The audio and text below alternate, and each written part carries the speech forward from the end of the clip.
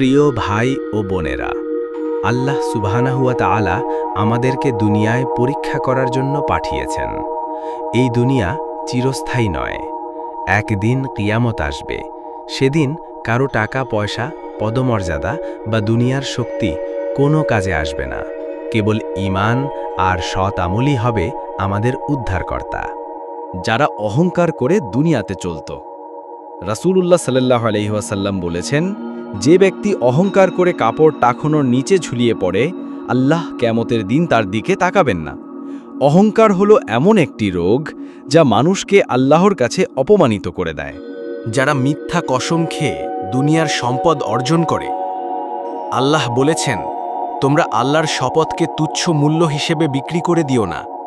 সূরা Nahal 92। যে বান্দা মিথ্যা বলে সে মানুষকেও ঠকায় এবং আল্লাহর কাছেও অপরাধী হয়।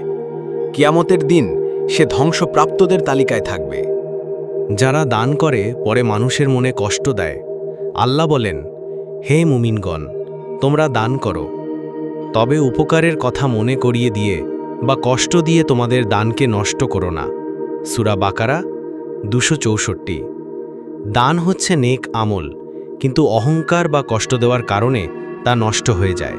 প্রিয় ভাই ও বোনেরা, কিয়ামতের দিন কারো পক্ষ থেকে কেউ কিছু করতে পারবে না। প্রত্যেককে নিজের আমল নিয়ে দাঁড়াতে হবে। আসুন আমরা অহংকার, মিথ্যা ও দানে কষ্ট দেওয়া থেকে নিজেদের বাঁচাই। আল্লাহর রহমত কামনা করি যেন তিনি আমাদেরকে কিয়ামতের ভয়াবহতা থেকে রক্ষা করেন। হে আল্লাহ, আমাদের অন্তরকে অহংকার থেকে পবিত্র করুন, আমাদের জবানকে মিথ্যা থেকে রক্ষা করুন, আমাদের দানকে শুধু আপনার সন্তুষ্টির জন্য কবুল করুন। কিয়ামতের দিনের ভয়াবহতা থেকে আমাদের হেফাজত করুন। আমিন। এ ধরনের আরও ইসলামিক আলোচনার জন্য সাথে থাকুন। আল্লাহর মেসেজে সাবস্ক্রাইব করুন আর আপনার মতামত দিন কমেন্টে। আপনার একটি মন্তব্য অন্য একজনের জীবন বদলে দিতে পারে। ভালো থাকুন, সুস্থ থাকুন। আল্লাহ হাফেজ।